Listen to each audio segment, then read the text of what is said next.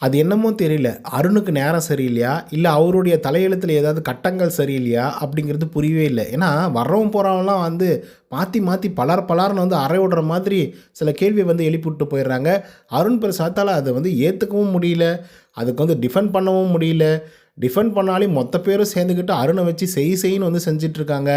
அப்படிதான் இன்னைக்கு 2 விஷயத்துல வந்து மாட்டிக்கிட்டாரு. முதல் விஷயம் வந்து இந்த தீபக் அவர்கள் வந்து ஸ்கில்டு லேபர் அப்படிங்கிற ஒரு வார்த்தையும், லேபர்ட் அப்படின்னு சொல்லிட்டு ஒரு வார்த்தையும் வந்து யூஸ் பண்ணியிருப்பாங்க. இந்த வார்த்தைய வச்சுக்கிட்டு ஜாலங்கள் வந்து பண்றேன் அப்படின்னு சொல்லி அருண் பிரசாத் ஒரு விஷயத்த வந்து பண்ணாரு. அது பார்க்கவே பயங்கர மோசமா வந்து இருந்தது. சொல்லப்போனா டிஸ்கிரிமினேஷன் அது இதுன்னு தேவையில்லாத நிறைய வார்த்தைகளை வந்து யூஸ் பண்ணிட்டாரு. அது ஒட்டுமொத்த ஹவுஸ்மேட்ஸும் வந்து பார்த்திங்கன்னா பயங்கரமாக எதிர்த்துட்டு இருந்தாங்க. இதை பற்றின முழு டீட்டெயில் வீடியோ வந்து பார்த்திங்கன்னா நம்மளுடைய சேனல் வந்து அப்லோட் பண்ணியிருக்கோம். ஸோ போய் நீங்கள் அங்கே வந்து பார்த்துக்கோங்க. இப்போ நம்ம அட்ரஸ் பண்ணக்கூடிய பெரிய பிரச்சனை என்ன அப்படின்னு பார்த்தீங்கன்னா, சௌந்தர்யா அவர்களை வந்து மார்க் பண்ணியிருப்பாப்பில்ல அருண் பிரசாத் அவர்கள். ஸோ அப்படி என்ன சௌந்தர்யா அவர்கள் வந்து பண்ணிட்டாங்க, ஏன் அவ்வளோ தூரம் வந்து அருண் பிரசாத் கோவப்பட்டு மார்க் பண்ணாங்க, அதை தாண்டி ரயான் அவர்கள், முத்துக்குமரன், அப்புறம் மஞ்சரி, அதுக்கப்புறம் விஜய் விஷால் இவங்கெல்லாம் போயிட்டு அருண் பிரசாத்தை எதிர்த்து கேள்வி கேட்டதுக்கான காரணங்கள் என்ன அப்படிங்கிறத பற்றிலாம் இந்த வீடியோவில் முழுசாக வந்து டிஸ்கஸ் பண்ண போகிறோம். ஸோ இந்த வீடியோக்கு போகிறதுக்கு முன்னாடி நம்மளோட சேனலை சப்ஸ்கிரைப் பண்ணாதவங்க சப்ஸ்கிரைப் பண்ணி வச்சுக்கோங்க. பக்கத்தில் ஒரு பெல் ஐக்கான் இருக்கும், அதையும் ப்ரெஸ் பண்ணி ஹாலில் போட்டுக்கோங்க. அப்போ தான் நாங்கள் அப்டேட் பண்ணுற ஒவ்வொரு விஷயமும் உங்களுக்கு நோட்டிஃபிகேஷனாக வந்து சேரும். அதை தாண்டி இந்த வீடியோ குறைஞ்சபட்சம் ஒரு 1000 லைக்கான எதிர்பார்க்குறோம். ஸோ லைக்கை போடுங்க, வீடியோ பாருங்கள். வாங்க இன்றைய வீடியோக்குள்ளே வந்து போகலாம். முதல் விஷயம் என்ன அப்படின்னு பார்த்தீங்கன்னா, இந்த ஸ்கில்டு லேபர் அதுக்கப்புறம் லேபர் அப்படின்னு சொல்லி ஆரம்பித்தாங்க இல்லையா, அந்த நேரத்தில் வந்து ரொம்ப டிஃபென்சிவாக பேசிகிட்டு இருந்தார் அருண் பிரசாத் அவர்கள். சொல்லப்போனால் ஒட்டுமொத்த ஹவுஸ்மேட்ஸ்க்கும் எதிர்த்தாப்பில் தான் வந்து பேசிகிட்டு இருந்தார். ஸோ இப்படி பேசிகிட்டு இருந்ததுனால நிறைய குரல்கள் வந்து அவரை நோக்கி எதிர்நோக்கி நிறைய கேள்விகள் வந்து எழுப்பிட்டே இருந்தது. இதில் வந்து சௌந்தர்யா அவர்கள் வந்து சில இடங்களில் வந்து வார்த்தைகளை வந்து தேவையில்லாமல் யூஸ் பண்ணுறாங்க.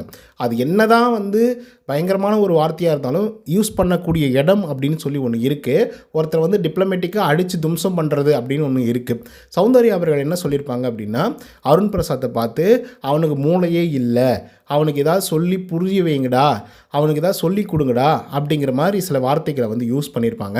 ஸோ ஆக்சுவலாக அது அந்த அளவுக்கு வந்து பார்த்திங்கன்னா எக்ஸ்ட்ரீமான வார்த்தைகளை வந்து யூஸ் பண்ணியிருக்கவே கூடாது. ஒருத்தனுக்கு வந்து மூளை இல்லைன்னு சொல்கிறது, ஒருத்தனுக்கு வந்து அறிவே இல்லை அப்படின்னு வந்து சொல்கிறது, அந்த மாதிரி சில வார்த்தைகள் வந்து ஒருத்தர் வந்து உடைக்கும், கண்டிப்பாக வந்து உடைக்கும். அதுலேயும் அருண் பிரசாத் அவர்கள் வந்து பார்த்திங்கன்னா ரொம்ப ரொம்ப ரொம்ப ரொம்ப ரொம்ப சுட்டித்தனமாக இருக்கக்கூடிய ஒரு ஆள். சுட்டித்தனம் மீன்ஸ் எப்படின்னா சில்லற புத்தின்னு சொல்லுவாங்கள்ல, டக்குன்னு வந்து ப்ரோவோக் ஆகிடுறது, டக்குன்னு என்ன பேசுகிறோம், என்ன செய்ய வராங்க, என்ன நடக்குது அப்படின்றத பற்றி பெருசாக கவலையே படாமல் ஒரு வார்த்தையை பிடிச்சிக்கிட்டு அப்படியே வந்து மலை ஏறுற விஷயங்களை வந்து பார்த்திங்கன்னா அருண் பிரசாத் அவர்கள் வந்து பண்ணிக்கிட்டே இருப்பார்.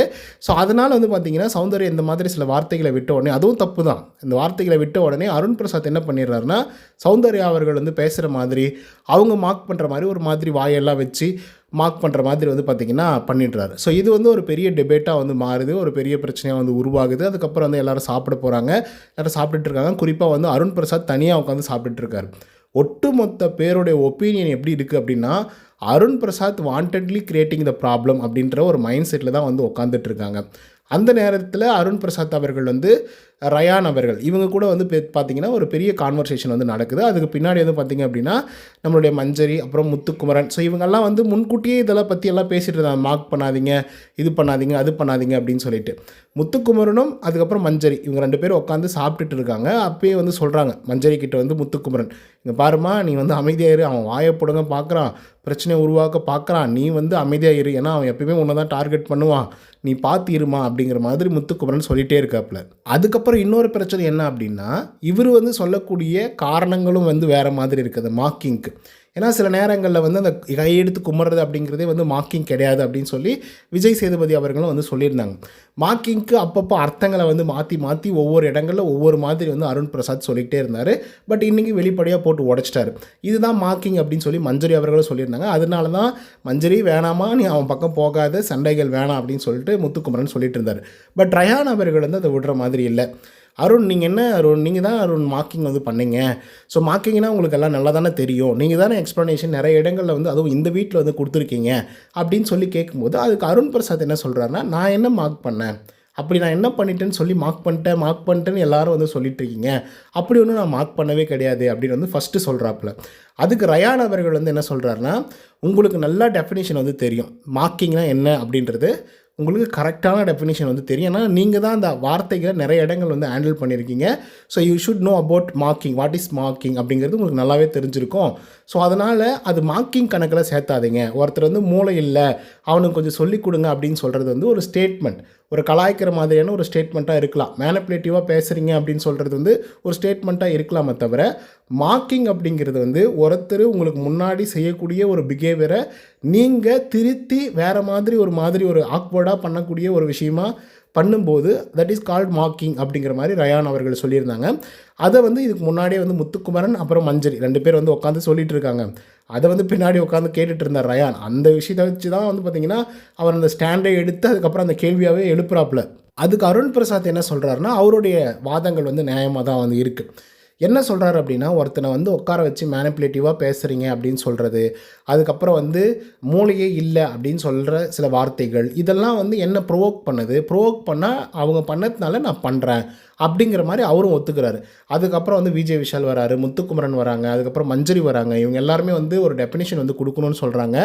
ஆமாப்பா, சௌந்தர்யா பண்ணது பெரிய தப்பு தான், ஆனால் நீ அதை விட பெரிய தப்பு பண்ணிகிட்ருக்க, அந்த மாதிரி மார்க் பண்ணாத, தயவு செய்து பண்ணாத, இல்லை நீ ஒரு புது டெஃபினிஷன் வந்து கொடுக்குற மார்க்கிங்க்கு அப்படின்னா நீ சொல்லு, நாங்கள் கேட்டுக்கிறோம் அப்படின்னு சொல்லி முத்துக்குமரன் முதல் கொண்டு எல்லாரும் சொல்கிறாங்க.